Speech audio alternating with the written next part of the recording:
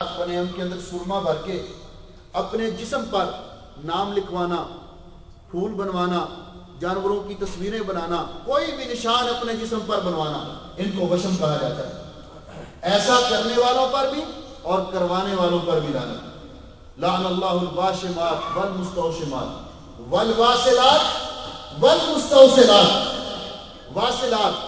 وہ عورتیں جو اپنے بالوں کو لمبا کرنے کی غرض سے مصنوعی بال لگاتی ہیں، مصنوعی بال لگا کر اپنے بالوں کو لمبا کرتی ہیں، ایسا کرنے والی اور کروانے والی۔ والنامسات والمتنمسات وہ عورتیں جو اپنی یہ اوپر والے بھووں کے بال یا پلکوں کے بال،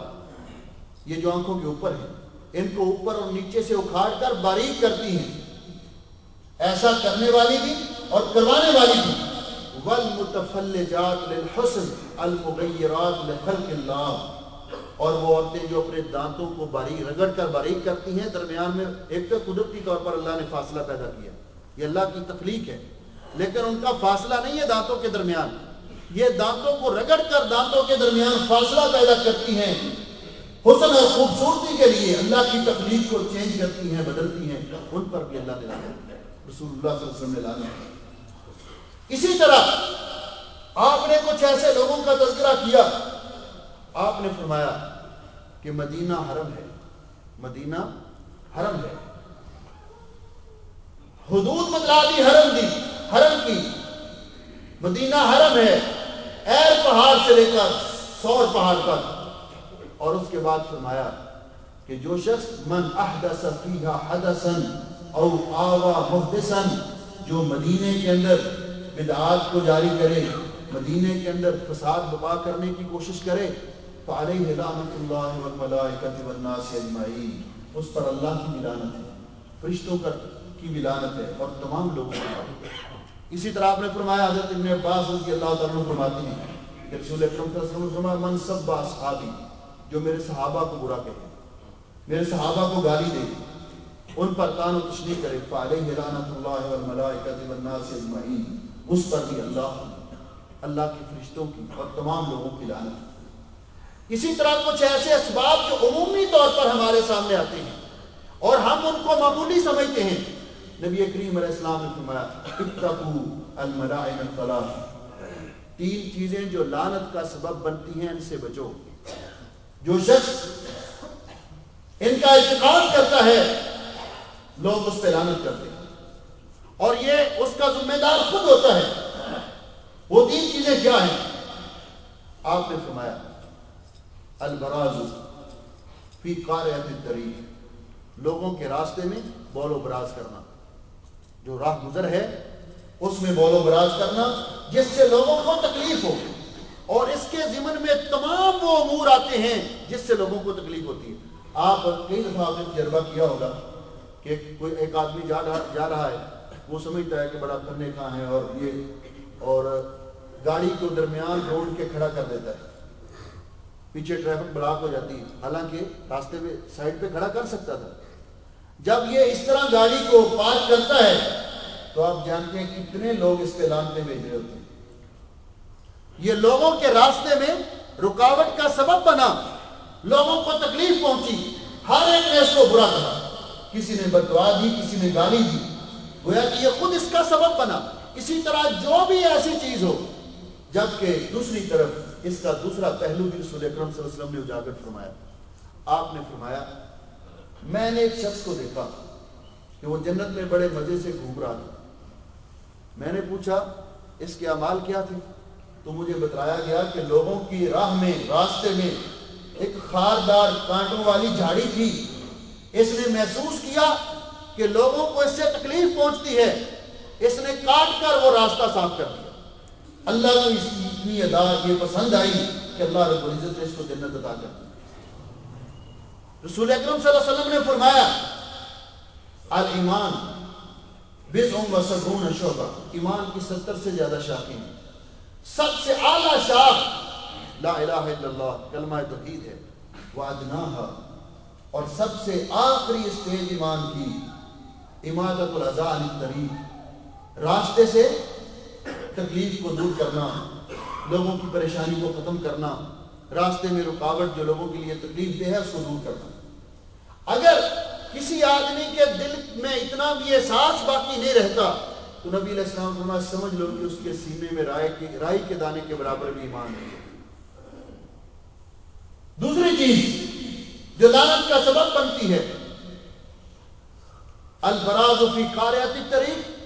وفی ظلہم، لوگوں کے بیٹھنے کی جگہ ہے، سائے دار جگہ ہے، لوگ آ کر بیٹھتے ہیں، مسافر بیٹھتے ہیں، وہاں کوئی بول و براز کر دیتا ہے۔ تیسرا والموارد، پن گھٹ پہ جا کر جہاں سے لوگ پانی حاصل کرتے ہیں، پانی بھرتے ہیں، وہاں بول و براز کر دیتا ہے۔ گویا کہ جس سے بھی لوگوں کو تکلیف پہنچتی ہے، نبی کریم علیہ السلام نے فرمایا ان چیزوں سے بچو، یہ لعنت کا سبب بنتی ہیں۔ اسی طرح نبی کریم علیہ السلام نے فرمایا کہ اللہ تعالیٰ نے اس شخص پر لعنت کی ہے، من کمہ اعمی عن الطریق، جس نے کسی نابینے کو راستے میں گمراہ کر دیا۔ وہ جا رہا تھا بیچارہ، اس نے مذاق کے طور پر یہ جیسے بھی، یا دیکھ رہا تھا کہ سامنے گڑھا ہے گر کے ہلاک ہو جائے گا، اس نے اس کی رہنمائی نہیں کی، یا اس نے راستہ پوچھا تو غلط راستہ بتا دیا، اس پر بھی اللہ تعالیٰ نے لعنت کی ہے۔ اسی طرح حضرت عمر رضی اللہ عنہ فرمایا کرتے تھے کہ کبھی بھی کفار کی خوشی میں شریک نہ ہو، ان کی عیدوں میں، ان کی برسیوں میں، ان کے تہواروں میں شرکت نہ کرو، اس لیے کہ ایسی صورت میں ان پر اللہ تعالیٰ کی طرف سے لعنت برس رہی ہوتی ہے، اور جو وہاں ان کے ساتھ شریک ہوتا ہے وہ بھی اس لعنت کا شکار ہو جاتا ہے۔ رسول اکرم صلی اللہ علیہ وسلم نے اور بھی بہت ساری چیزوں کی نشاندہی فرمائی، جن میں چند ایک کا تذکرہ کر کے میں اپنی بات کو ختم کرتا ہوں۔ نبی کریم علیہ السلام نے فرمایا لا یقفن احدکم موقفا یضرب فیہ رجلا ظلما، کوئی آدمی ایسی جگہ پہ کھڑا ہے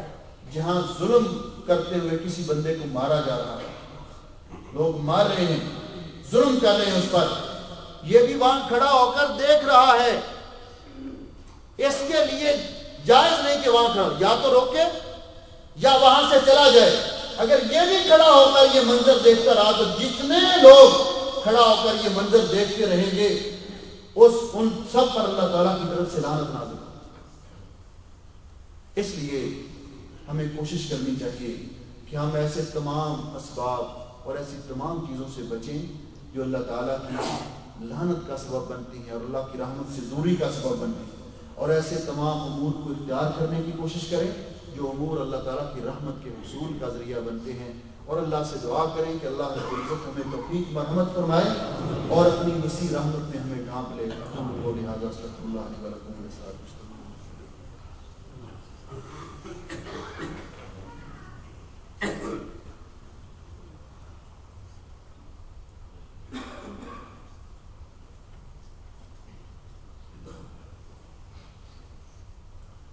إن الحمد لله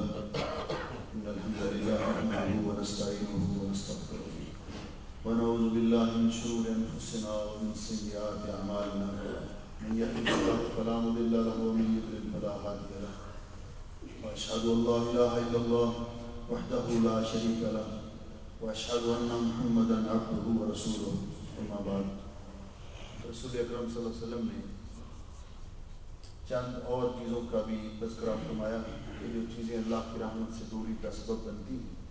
جن میں ایک دو کا تذکرہ کر دیتا ہوں جو کہ معاشرے کی عام بیماری کی شکل اختیار کر چکی ہیں۔ رسول اکرم صلی اللہ علیہ وسلم نے فرمایا کہ وہ عورت جو اپنے گھر سے ایسے حال میں نکلتی ہے کہ خوب اپنے آپ کو معطر کیا ہوتا ہے اور اس کی مہک دوسرے لوگوں تک پہنچتی ہے، تلعنها الملائکہ، اس پر اللہ کے فرشتے لعنتیں بھیجتے ہیں۔ وہ عورت جس کا شوہر اس پہ ناراض رہتا ہے اور وہ شوہر سے الگ رہتی ہے اور اس کی کوئی ڈیمانڈ جو جائز ہے وہ پورا نہیں کرتی، تو جب تک وہ اپنے اس رویے سے باز نہیں آتی تلعنها الملائکہ، اس پر بھی اللہ تعالیٰ کے فرشتے لعنت بھیجتے رہتے ہیں حتیٰ کہ وہ اپنی اس حرکت سے اور اپنے اس رویے سے باز آ جائے۔ اسی طرح نبی کریم علیہ السلام نے بہت ہی معاشرے کے اندر ایک بیماری کی شکل اختیار کر چکا ہے، طلاق واقع ہو جانے کے بعد ایک چیز کا نام حلالہ قرار دیا، تو آپ نے فرمایا لعن اللہ المحلل والمحلل لہ، حلالہ کرنے والے پر بھی اور کروانے والے پر بھی اللہ کی لعنت ہے۔ اور بہت ساری چیزیں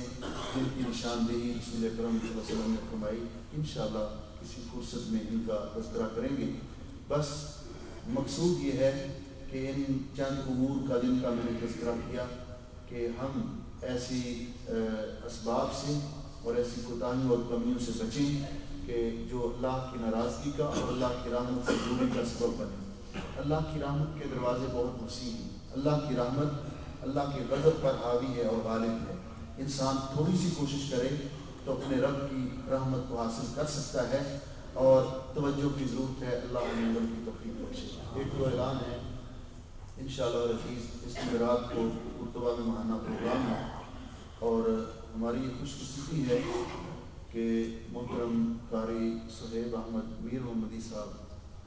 کویت کے دعوتی دورے پر تشریف لا رہے ہیں۔ تو انشاءاللہ قرطبہ میں اس پروگرام کا درس ہوگا۔ آپ ساتھی خود بھی اور اپنے احباب کو بھی دعوت دیں، خواتین کے لیے بھی پردے کا انتظام ہوگا تو وہاں شامل ہوں۔ انشاءاللہ العزیز قاری صاحب 3 تاریخ کو آ جائیں گے۔ 4 تاریخ کو یعنی پیر کے دن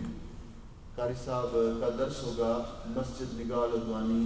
خیتان میں، جو انٹرنیشنل اسکول پاکستانی اسکول کے پاس جو مسجد ہے، اس میں نماز عشاء کے بعد ان کا درس ہوگا، اور ان کے باقی پروگرامز ان کا اناؤنس کر دیا جائے گا انشاءاللہ۔ اسی طرح آپ جانتے ہیں کہ ہماری جماعت کے انتہائی قابل قدر عالم دین، بلکہ یوں کہیے کہ ہماری جماعت کی روح رواں اور ہمارے محترم بھائی فضیلت الشیخ حضرت مولانا محمد بشیر الطیب صاحب، انہوں نے قرطبے کا پچھلا درس بھی ارشاد فرمایا تھا، تو اس خطاب کے 1 ہفتہ بعد وہ اللہ کو پیارے ہوئے۔ میں آپ تمام بھائیوں سے گزارش کروں گا، آپ کو اطلاع تو ہے یا جن کو نہیں اطلاع، کہ شیخ محترم نے اپنی پوری زندگی اللہ کے دین کی خدمت میں بسر کی، اور اسی راہ میں وہ اللہ کو پیارے ہو گئے۔ زندگی بھی انہوں نے بڑی صاف ستھری گزاری، اور موت بھی